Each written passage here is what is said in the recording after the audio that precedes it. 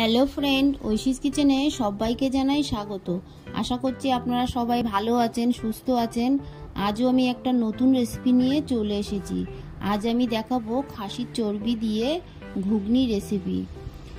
এই রেসিপিটা খেতে খুবই ভালো লাগে। আপনারা দেখুন আমি রেসিপিটা কিভাবে করি।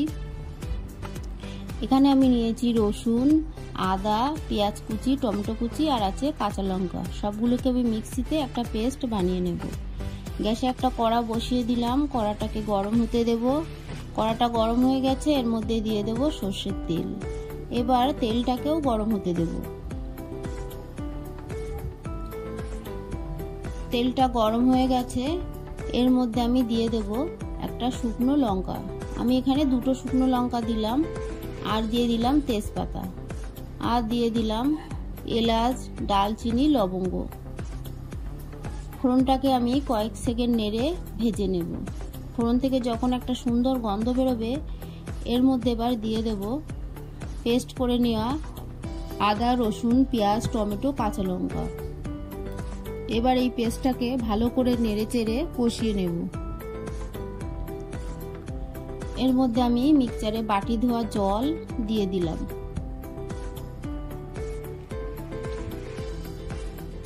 এবার ভালো করে নেড়ে চেড়ে পেস্টটাকে কষিয়ে নিয়ে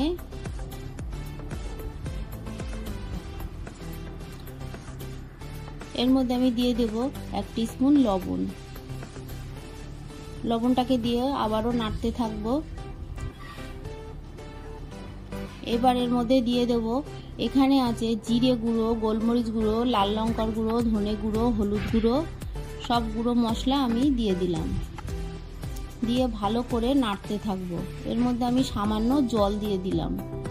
যেহেতু গুঁড়ো মশলা দিয়েছি, সামান্য জল না দিলে মশলাটা পুড়ে যাবে। ভালোভাবে কষিয়ে নেব। আমি একটা ঢাকা দিয়ে কয়েক মিনিট লো ফ্লেমে রেখে দিলাম। দেখুন মশলা দিয়ে তেল বেরোচ্ছে। এবার এর মধ্যে দিয়ে দেব খাসির চর্বি। খাসির চর্বিগুলোকে আমি ছোট ছোট পিস করে কেটে রেখেছিলাম। 1 বাটি খাসির চর্বি আমি এর মধ্যে দিয়ে দিলাম। দিয়ে ভালো করে চর্বিটাকে কষিয়ে নিতে হবে। আমি আবারও ঢাকা দিয়ে রেখে দেব। এখানে আমি দুটো মিডিয়াম সাইজের আলু সিদ্ধ করে রেখেছিলাম। এই আলুটাকে ম্যাশ করে নেব। দেখুন চর্বিটা আমার ভালো করে কষিয়ে নেওয়া হয়ে গেছে। চর্বি দিয়ে তেল বেরোচ্ছে। আমি আবারও একটু নেড়ে চেড়ে দেব।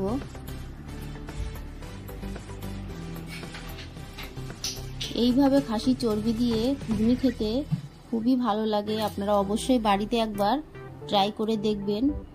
এর মধ্যে আমি দিয়ে দিলাম সামান্য জল।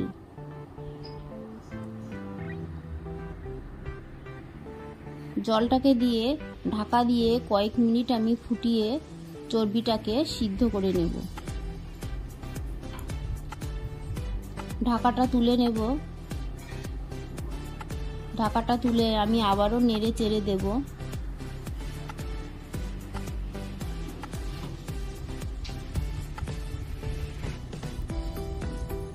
নেড়ে চেড়ে নিয়ে আবারও ঢাকা দিয়ে কয়েক মিনিট আমি রেখে দেব।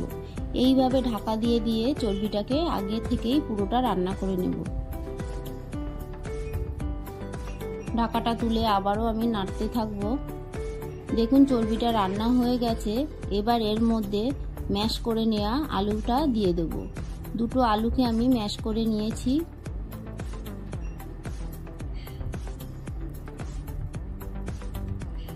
এবার ভালো করে চর্বির সঙ্গে আলুটাকে মিশিয়ে নেব।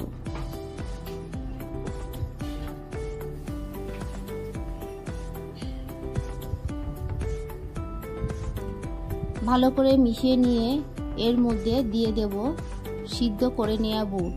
আমি সারা রাত ভিজিয়ে রেখে প্রেসারে 3টে সিটি মেরে নিয়েছি। দেখুন বুটগুলো সব আস্ত আস্ত আছে।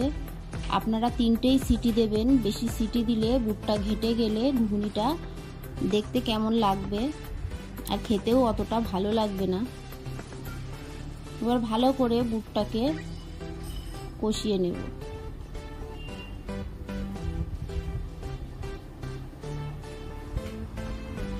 এবার এর মধ্যে দিয়ে দেব পরিমাণ মতো জল।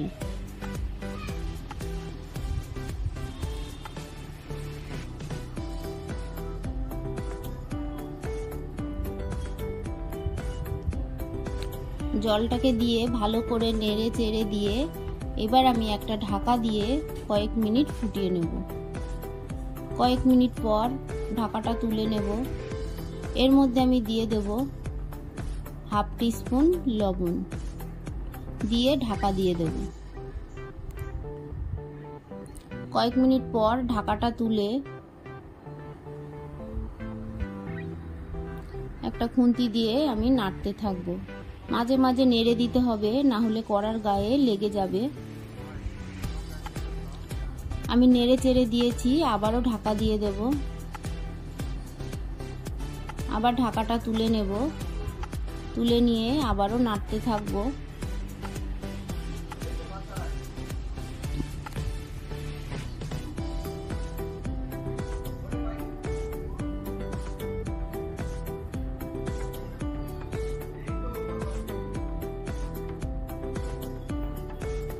আমি একটু টেস্ট করে দেখব সবকিছু ঠিক আছে কিনা।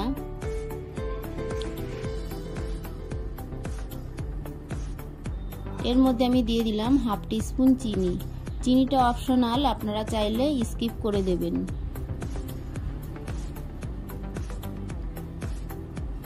এবার এর মধ্যে দিয়ে দিলাম 1 টিস্পুন সানরাইজের শাহি গরম মশলা, দিয়ে ভালো করে নেড়ে চেড়ে গরম মশলাটাকে মিশিয়ে নেব।